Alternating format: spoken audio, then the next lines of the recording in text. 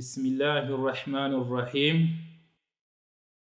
الحمد لله الذي أرسل رسوله بالهدى ودين الحق ليظهره على الدين كله وكفى بالله شهيدا.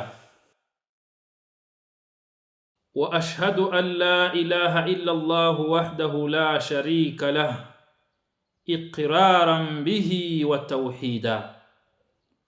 وأشهد أن محمدا عبده ورسوله صلى الله عليه وعلى آله وسلم تسليما مزيدا. Igisobanuro cya Bismillahir Rahmanir Rahim, inyuguti ya ba itangira ni ba'u al-isti'ana cyangwa se ba'ul musahaba, ikaba ari na harfu jarri. Bismillahi bisobanuye ntangiye niragiza izina Allah. Allah bisobanura al-ma'luh, usengwa, al-ma'bud, ugaragirwa. Naho ar-Rahman rigasobanura nyirimpuwe nyinshi, kubera yuko ar-Rahman mu rurimi rw'icyarabu ala sifati fa'alan bigasobanura as-si'ah wal imtila. Bivuze ngo ar-Rahman nyirimpuwe nyinshi. Naho ar-Rahim mu rurimi rw'icyarabu iri ku munzane ala wazni fa'il, nabwo bisobanura nyirimbabazi nyinshi. Ar-Rahman na Ar-Rahim ni sifa ebyiri za Allah subhanahu wa ta'ala. Allah ni izina ryayo, izina ry'Imana bwite, andi mazina yose akurikira. Bityo utangiye igikorwa icyo ari cyo cyose atangiza iyi al-basmala. Niba ugiye kurya, niba ugiye kunywa, niba ugiye kwiga, niba ugiye gusoma, niba ugiye kwandika, niba ugiye gusobanura nk'uko ndi gusobanura aqidatu al-wasitiyya ya Sheikh al-Islam Ibn Taymiyyah, nimba ntangiye gusobanura iki gitabo ngomba gutangira bil basmala, nkatangira bismillah. Bityo n'umwanditsi wa aqidatu al-wasitiyya ari wa Sheikh al-Islam Ibn Taymiyyah atangira igitabo yagitangiye bil basmala.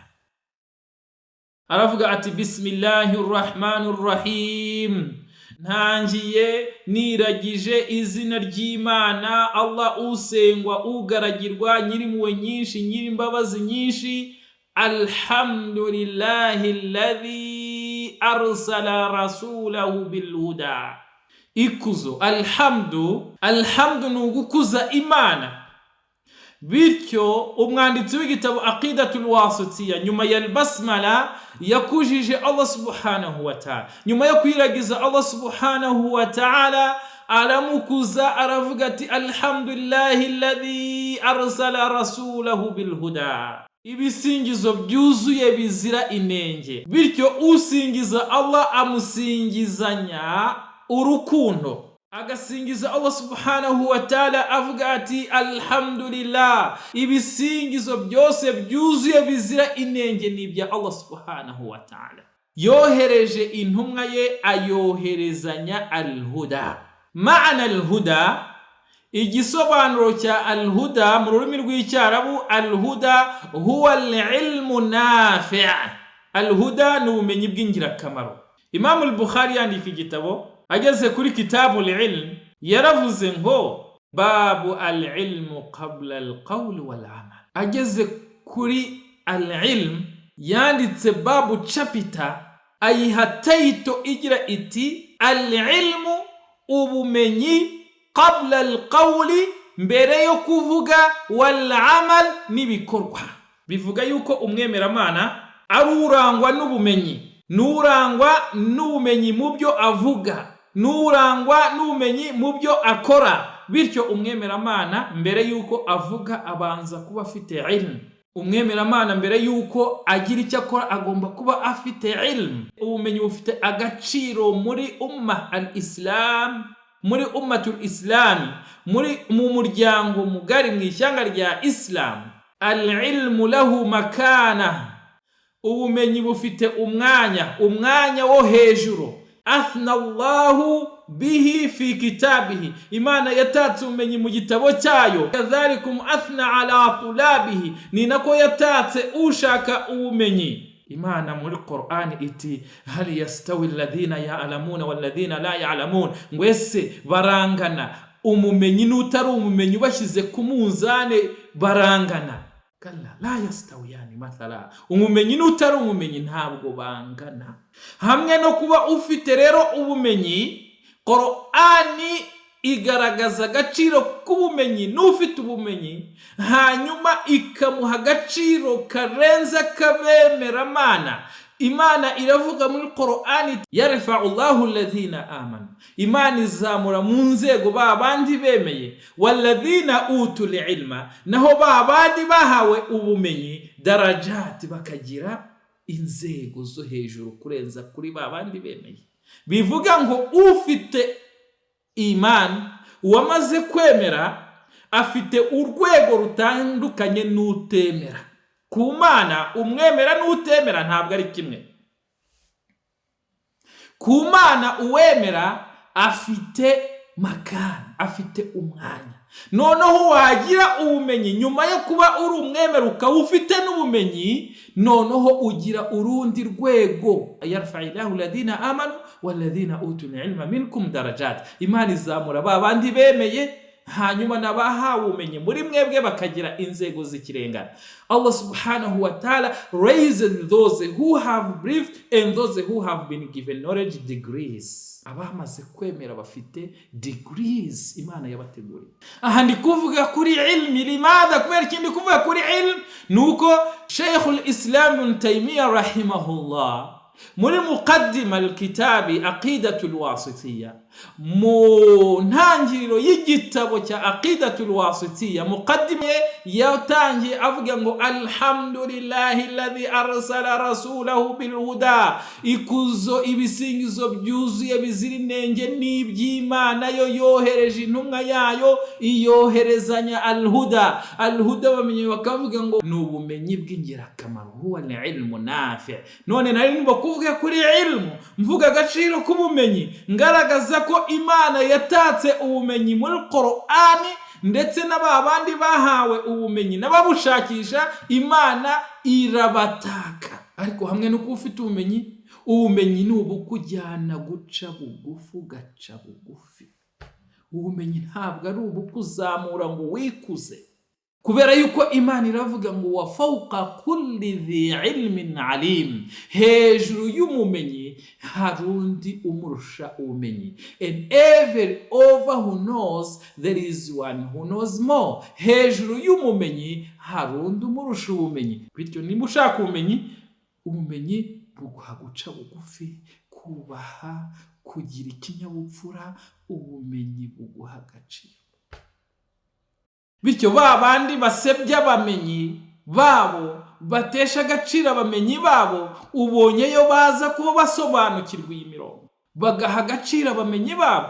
Umusizi w'umwarabu aravuga ati qumu lil muallimi wa wafihi tabjira, igihe uhuye n'umwarimu wawe muhagurukire, wa wafihi tabjira, umuhe icyubahiro. Kada al muallimu an yakuna rasula, kubera yuko umwarimu yenze kuba intumwa, ntabuze gato ngo abintu. Aho ni ukubaha umumenyi, ni uguha agaciro umumenyi. Imana rero yamaze guha agaciro abashaka ubumenyi. Intumwa y'Imana Muhammadun sallallahu alayhi wa sallam iravuga iti man salaka tariqan yaltamisu fihi ilma, uzafata inzira, uzafata umuhanda agiye gushaka ubumenyi. Man salaka tariqa, uzafata inzira, yaltamisu fihi ilma, nta kindi kimufatishije iyo nzira ahubwo agiye gushaka ubumenyi. Bigenda gute? Sahala Allahu lahu tariqan ila aljanna, Imana imworohereza inzira imujyana muri aljanna, imujyana muri paradise, imujyana mu ijuru. Intumwa y'Imana iratwereka agaciro ko gushaka ubumenyi. Bityo nimba rero ushaka kuvuga, nimba hari icyo ushaka kumenya, nimba hari icyo ushaka gukora, nimba hari ibikorwa byawe byose niba ushaka kugira ibyo ukora bikorane ilmu. Bityo usenga adafite ubumenyi, uwo nguwo ameze nka wa wundi ushaka umucanga akawupanga mu mfuko akagenda wikoreye amuvuna agiye ku isafari kandi ntacyo uzamumarira wa mucanga. Gushaka ubumenyi birusha agaciro wa wundi urara amajoro asari. Ndabashishikariza gushaka ubumenyi.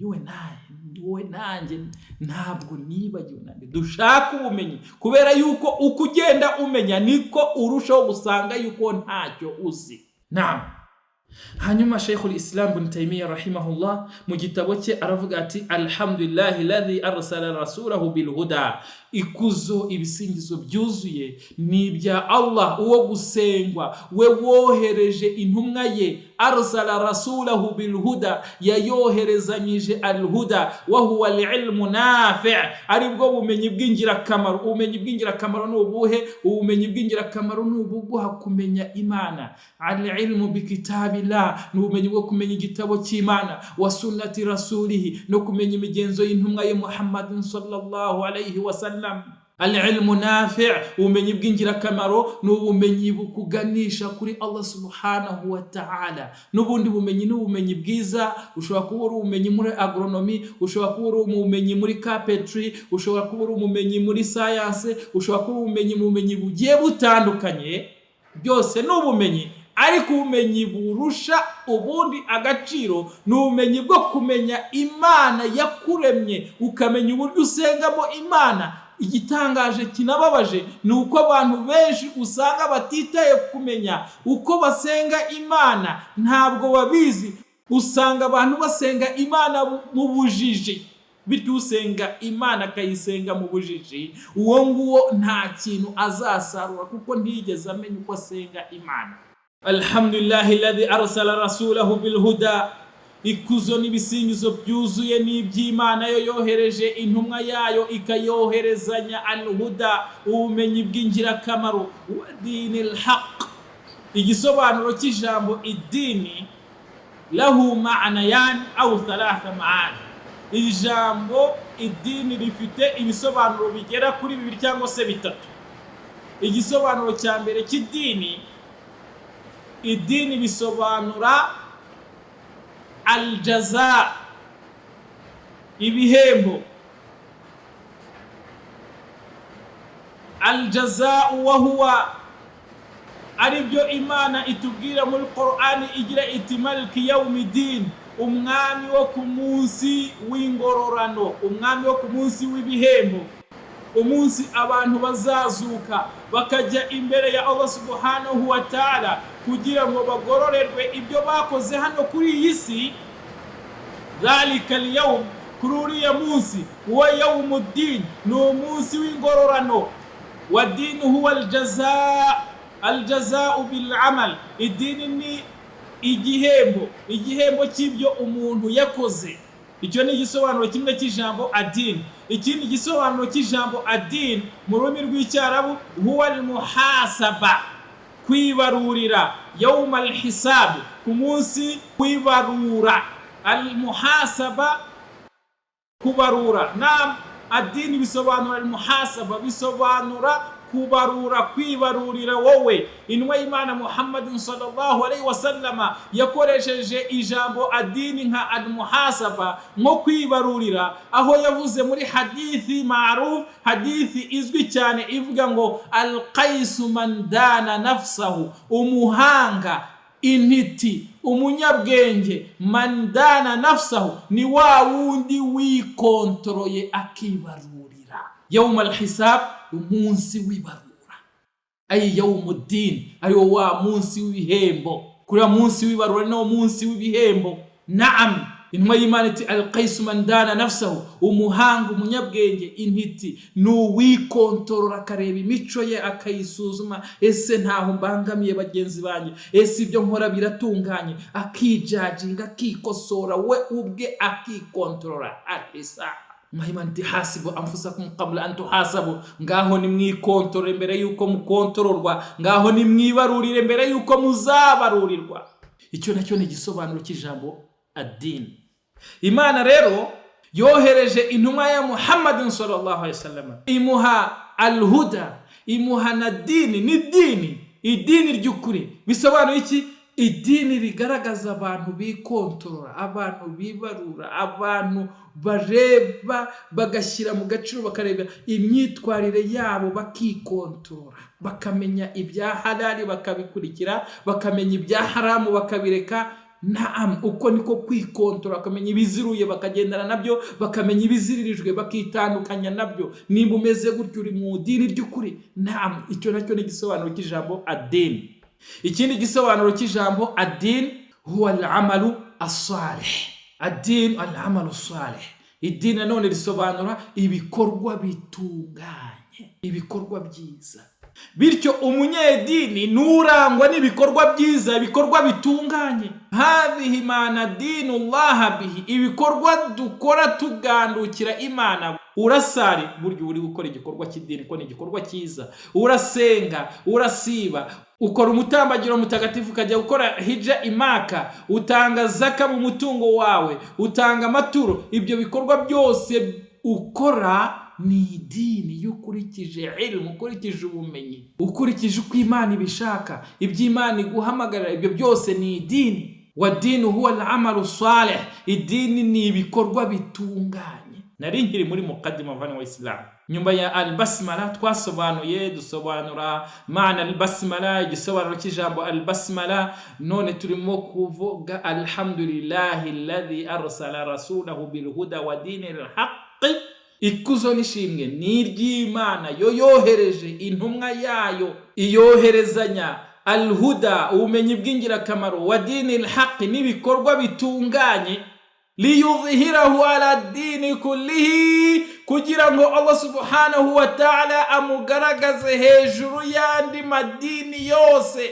Hari ha'u dhamir in kana yaudu ila dini au yaudu ila Muhammadi, fakilahuma sawa. Byose ni kimwe, kubera yuko intumwa y'Imana Muhammadin sallallahu alayhi wasallama yaje ihamagarira abantu kugana iri dini. Bityo uhamagarira abantu kugana iri dini huwa al-ali, ni uzabugaragara. Kubera iki? Kubera yuko ahamagarira abantu kugana iri dini. Iryo ni isezerano ry'Uwiteka Allah subhanahu wa ta'ala, bisharuti, kondisiyo nuko ahamagarira abantu kugana iryo dini bi ikhlasi, yiyeguriye Allah subhanahu wa ta'ala. Agahamagarira abantu kugana iryo dini atari ukwigaragaza, atari ukwimenyekanisha, atari ukwizamura, ahubwo ashaka kwishimirwa n'Uwiteka Allah subhanahu wa ta'ala, mahabbatan wa ta'ziman. Agahamagarira abantu kugana iri dini kubera urukundo akunda Allah subhanahu wa ta'ala, no gutinya ibihano by'Uwiteka Allah subhanahu wa ta'ala aramutse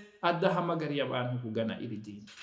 Faman da'a ila Allah, uzahamagarira abantu kugana iri dini khawfa min iqabillah, atinya ibihano by'Uwiteka Allah subhanahu wa ta'ala, wa talaba limardatillah, no gushaka kwishimirwa na Allah subhanahu wa ta'ala, fasayakunu huwa al-ali, wa azaba ruwo hejuru, kubera yuko afite ikhlasi.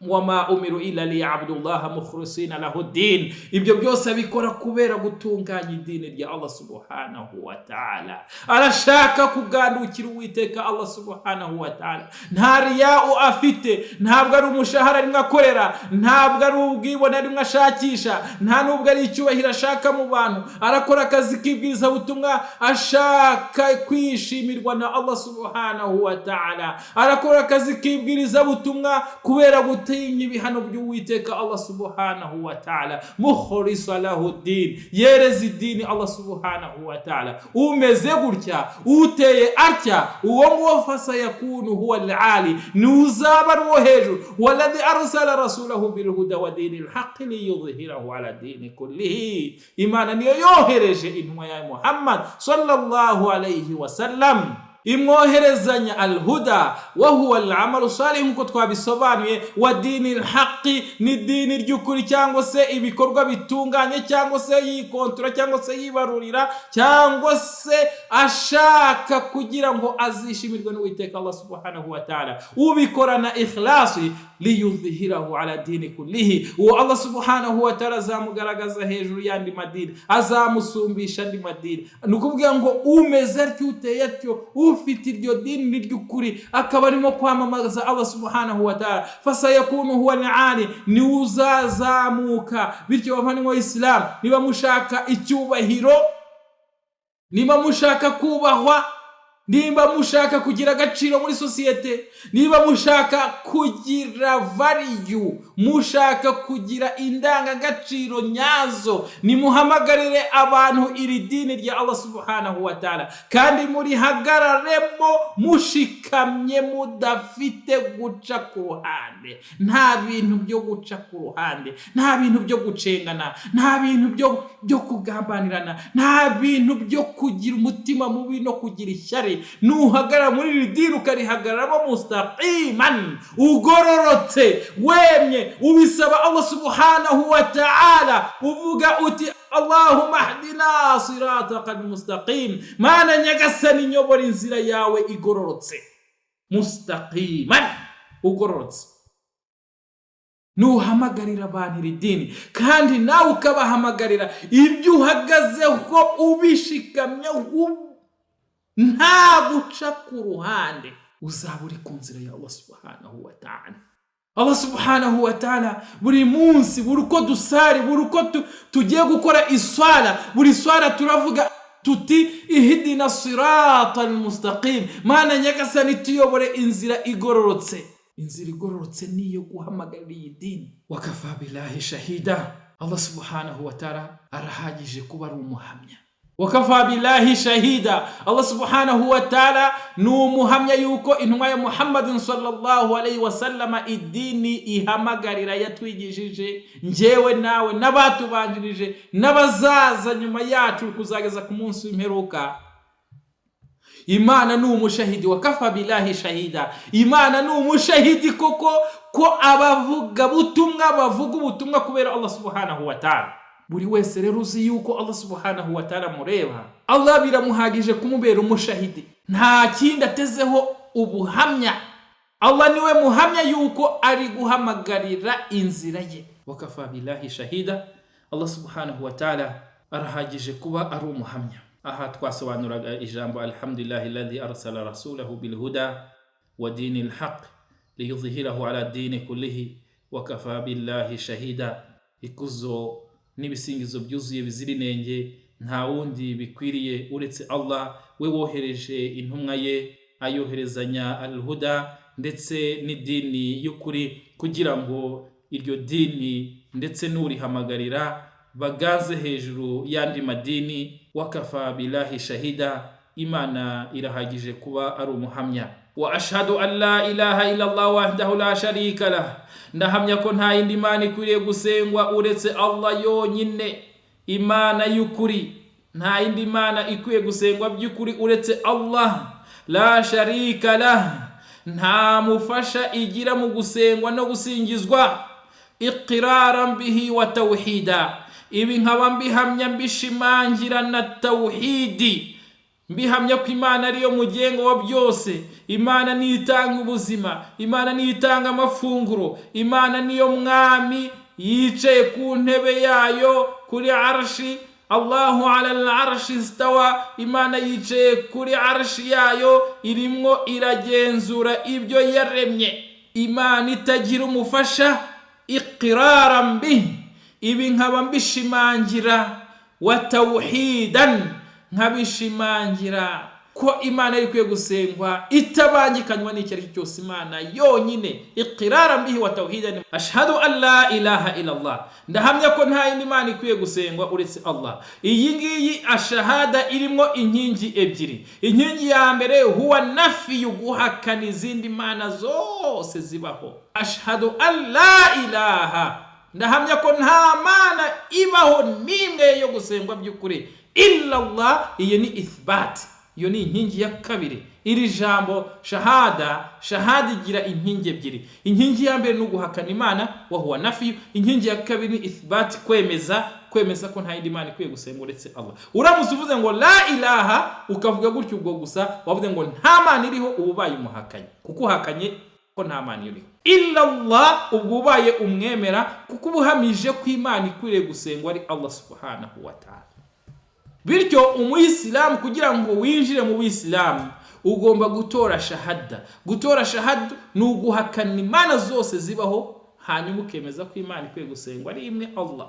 Iyo niyo tawhid. La sharika lahu fi rububiyatihi, imana ntibangikanywa mu kurema kwayo. Wala sharika lahu fi malakutihi, nta nuwo bangikanywa nayo mu bwami bwayo. Wala sharika lahu fi tadbirihi, ndetse no mu gukontorora no kuyobora ibyo yaremye ntawe babibangikanyije. Imana irabyihariye, iyo ni tawhid rububiyya. La sharika lahu fi uluhiyatihi, ntawe bafatikanyije mu gusengwa kwayo. Uluhiyya wa huwa العبادة، والعبادة يكون بحب، يكون عبادة، يكون من يعبد الله وسنغا إيمانا يعبده حبا، أي سنغا نركونه يعبده حبا usenga imana yaabudu hubban wa talaba liridahu, usenga imana yisenga ayikuze kandi ashaka kwishimirwa nayo, wa khawfa min iqabihi, akanayisenga atinya ibihano byayo aramutse yigomese kuri Allah subhanahu wa ta'ala. Uwo niwe wemera imana agasenga imana.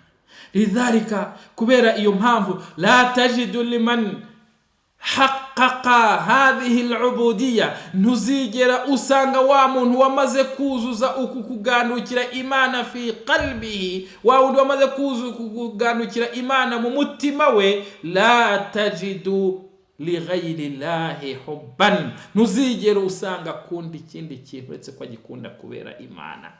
La tajidu liman haqqaqa al-ubudiyyata lillah, ntuzigera usanga wa muntu wamaze kuzuza kugaragira imana mu mutima we, yuhibbu ila ma harrama Allah, ntuzigera usanga kundi iby'imana yagize ikizira, yagize haramu. La tajidu liman haqqaqa al-ubudiyya fi qalbihi yamilu ila ma askhata Allah, ntuzigera usanga umuntu wamaze kuzuza ibada, kugaragira imana mu mutima we, ararikiye ibirakaza imana abadan. Wemera imana akumva ko ariyo agomba kugaragira, arayigaragira, byaba ari mu bihe byiza, byaba ari mu bihe bibi, byaba ari mu bihe by'amaga, byaba ari ibihe by'inzara, ntagamburuzwa n'iminsi. Wemera Allah subhanahu wa ta'ala ntagamburuzwa n'iminsi. Wemera Allah subhanahu wa ta'ala afitanye igihango na Allah subhanahu wa ta'ala ko atazigera sujudira ikindi kintu kitari Allah subhanahu wa ta'ala, ntazigera senga ngo apfukamire yubamire ikindi kintu kitari Allah subhanahu wa ta'ala. Uwo ni wa wundi wamaze kuzuza aqida, wamaze kuzuza, umaze kugira tahqiq al-ubudiyya, tahqiq at-tawhid fi al-qalb. Bityo umwanditsi w'igitabo Sheikh al-Islam Ibn Taymiyyah rahimahullah Aqidatul Wasitiyya aravuga ati, wa ashhadu an la ilaha illa Allah, ndahamya ko nta yindi mana ikwiye gusengwa uretse Allah byukuri, nta yindi mana ikwiye gusengwa byukuri uretse Allah. La sharika lahu, ntawe babangikanyije ubumana bwe, ntawe babangikanyije gusengwa kwe, ntawe babangikanyije gusingizwa. kubera ko tawhid yanqasim ila thalathati aqsam. Yavuga ngo la sharika lahu iqraran bihi wa tawhida, ay yuqirru bi anna Allah munfarid bil uluhiyya wal ubudiyya, wa yuqirru bi anna Allah yanfarid ar-rububiyya wa anna Allah lahu al-asma'ul husna. Uwemera imana uhamya ko nta yindi mana ikwiye gusengwa by'ukuretse Allah, yemera ko imana ariyo yihariye ubumana bwayo, yihariye gusengwa, igasenganwa urukundo no gushaka ibyishimo by'Uwiteka no gutinya ibihano by'Uwiteka, kandi akanemera yuko Allah subhanahu wa ta'ala afite amazina meza. Walillahi al-asma'ul husna fad'uhu biha, imana ifite amazina meza, ugaragira imana akoresha amazina y'imana mu kwisingiza. Wa yu'minu billahi tawhidan, bi akemera imana iqraran bihi wa tawhidan, akanayiharira ubumana bwayo mu gusenga, mu kugaragirwa kwayo, mu kurema kwayo, mu gusingizwa, agasingiza imana yonyine gusa. Iyo ni shahada. Yumaze kwemera gutyo, unemera ko Muhammad ari intumwa y'Imana, ndetse umwanditsi akomeza avuga ati, wa ashhadu anna Muhammadan abduhu wa rasuluhu, ndanahamya ko Muhammad ari umugaragu wa Allah akaba imbata ya Allah. Wa ashhadu anna Muhammadan, ndanahamya ko Muhammad abduhu ari imbata ya Allah, wa rasuluhu akaba ni intumwa ya Allah subhanahu wa ta'ala. babandi bavuga ngo abayisilamu basenga Muhammad barihe? Umuyisilamu wemera Allah ntabwo asenga Muhammad. Umuyisilamu wemera Allah asenga Allah, nta n'umuyisilamu usenga Muhammad. Ntawe wo ntabwo aba ari umuyisilamu, kubera ko min aqidati al-islam, kwemera kwa islamu, shahada nuguhamya ko nta Imana ikwiye gusengwa by'ukuretse Allah, hanyuma Muhammad akaba intumwa ya Allah, akaba n'imbata ya Allah, akaba umugaragu wa Allah. Muhammad nawe asenga Allah subhanahu wa ta'ala. Iyo ni intumwa y'Imana Muhammad sallallahu alayhi wa sallam. Mana yihundagazeho amahoro n'umugisha yo nabo mu rugo rwe wa sallam sallallahu alayhi wa sallama tasliman mazida. Muhundagazeho Mana nyagasani amahoro n'umugisha yo nabo n'abantu be n'umuryango we n'ishyanga rye amahoro menshi. Iyo yari mukaddima y'igitabo Aqidatul Wasitiyya cya Shaykhul Islam Ibn Taymiyyah rahimahullah, Allah amugirire impuhwe. Naho al-masail, mas'ala ya mbere muri iki gitabo, i'tiqadul firqati najiya, ariko kwizera kwitsinda ryarokotse, al-mansura, itsinda ryatabawe, ila qiyami saa, kuzageza ku munsi w'imperuka. Iryo tsinda nta rindi, hiya al-firqatu najiya, ni itsinda ryarokotse, al-mansura, ryatabawe, kuzageza ku munsi w'imperuka. Iryo tsinda nta rindi, ni itsinda rya ahli sunnati wal jamaa, itsinda rya ahli sunna wal jamaa, itsinda rishikamye kuri sunna kandi bakaba bakiri hamwe, al jamaa, ntibatatanye no kukwemera. Itsinda rya ahli sunna wal jamaa ni itsinda rigendera kuri Qur'an na sunna. Iryo tsinda rero, qala al-musannif rahimahullah, umwanditsi w'igitabo ariwe Shaykhul Islam Ibn Taymiyyah rahimahullah, Imana imugire impuhwe, yaravuze ati qawli, ijambo ryanjye nandika igitabo ngira nti i'tiqadul firqatu najiya, ukwizera kwitsinda ryarokotse, hiya al-firqatu allati wasafaha nabiyyu sallallahu alayhi wa sallam bin najat, niryo tsinda intumwa y'Imana Muhammadun sallallahu alayhi wa sallama yatatse ko ari ryarokotse, haythu qala, aho yavuze ati taftariqu ummati ala 73 firqa, taftariqu ummati, umma yanjye, ishyanga ryanjye rizacikamo, ala 73 firqa, umma yanjye, itsinda ryanjye cyangwa se ishyanga ryanjye rizacikamwo amatsinda 73. 72 finar, amatsinda 72 azaturuka muri iryo shyanga ry'intumwa Muhammadun sallallahu alayhi wa sallam, yose azinjira muri Jahannam, finar, muri Jahannam, muri Jahannam. Wa wahidatun fil janna, naho itsinda rimwe ryonyine gusa ryo ryatabawe ryarokotse, niryo rizajya muri aljanna, mu busitani bw'ijuru, muri paradise. Intumwa y'Imana iti wa hiya man kana ala mithli ma ana alayhi wa ashabi, iryo tsinda rimwe gusa rizajya muri aljanna ni buri wese uzaba ashikamye kubyo ndiho uyu munsi ngewe n'abasangira ngendo banjye. Iryo tsinda rero intumwa y'Imana yavuze ko ryarokotse kandi ryatabawe, rizanakomeza gutabarwa kuzageza ku munsi w'imperuka, ni rizashikama kubyo intumwa y'Imana yahozeho yigisha, ishikamyeho yo n'abasangira ngendo banjye. Fahadha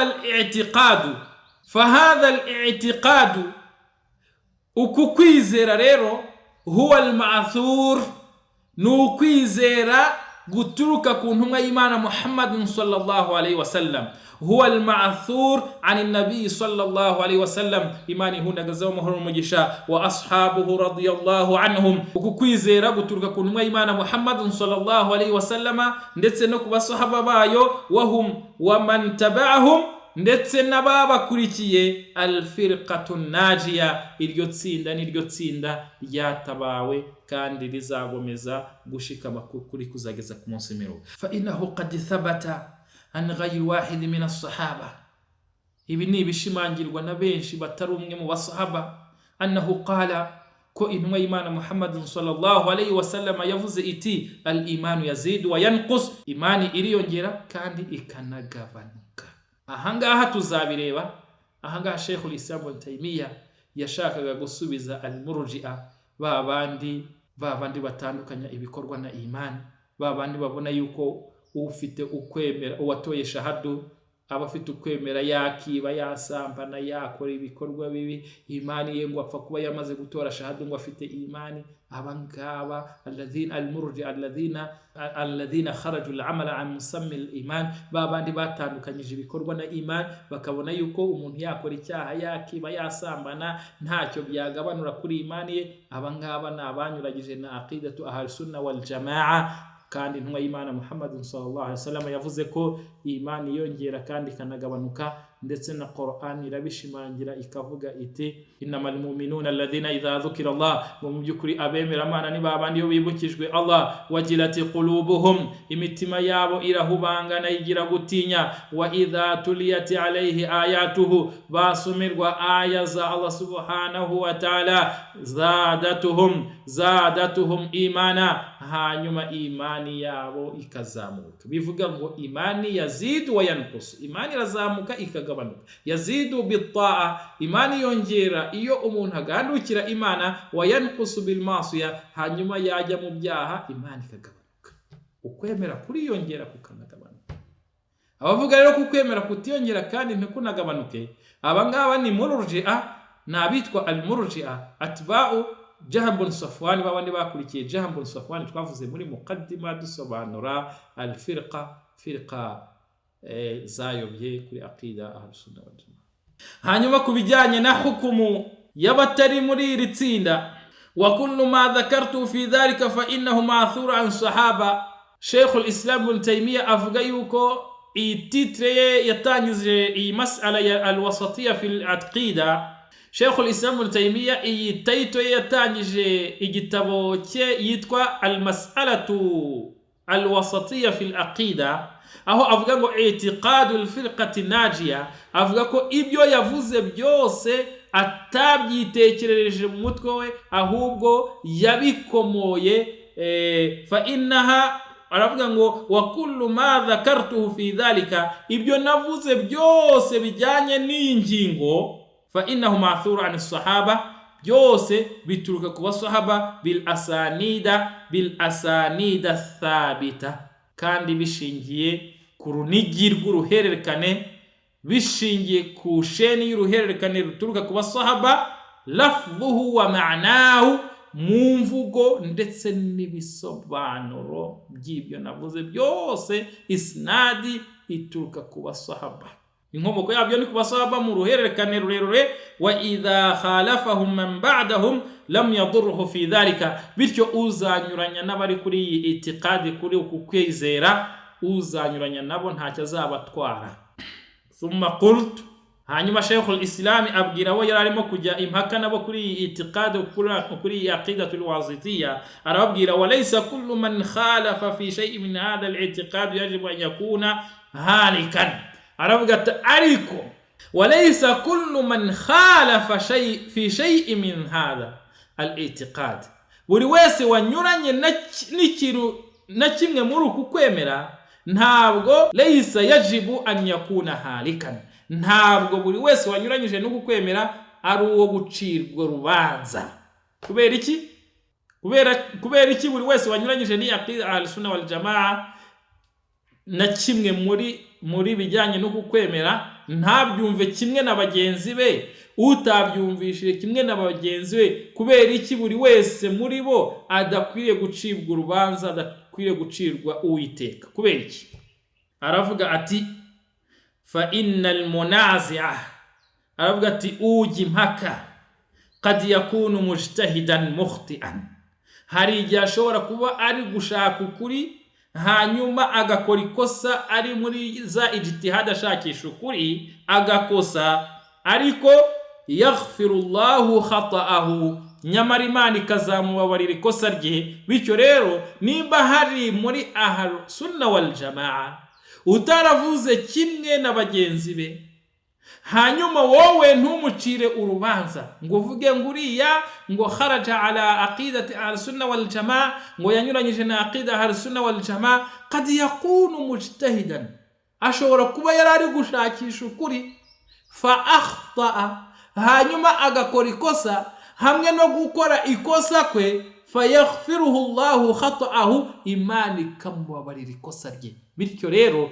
laysa kullu man khalafa fi shay'in min hadha al-i'tiqad, buri wese uwari we wese wagira icyo anyuranya nuko kwemera al-mujtahidan, ntabwo wamucira uwiteka, ntiwamuciraho, ntiwavuga ngo no mu muriro, la, kubera ko kad yakunu mujtahidan.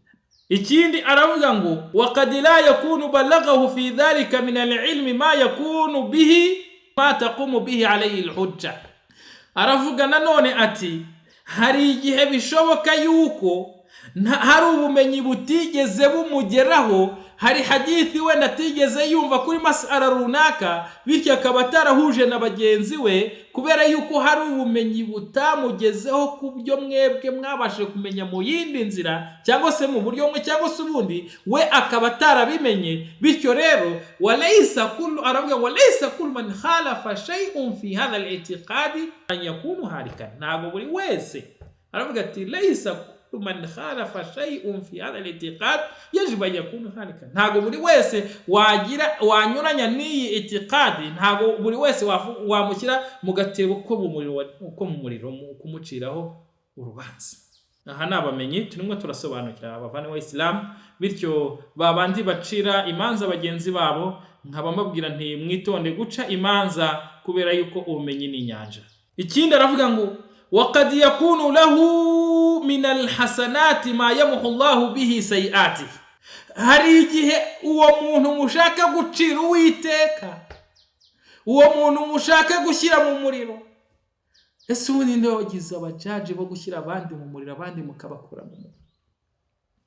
Tayib, ati hari igihe uwo mushaka guciraho uwiteka ashobora kuba afite waqad yakunu lahu min alhasanat, hari yashobora kuba afite ibikorwa byiza, ma yamuhu Allahu bihi sayiati, Imana yakoresha mu guhanagura ibyaha yakoze, noneho ukaba urimo umuciraho uwiteka, nyamara utazi yuko hari ibikorwa byiza yakoze, Imana yagira impamvu yo kumubabarira bya byaha wenda yaba yarakoze.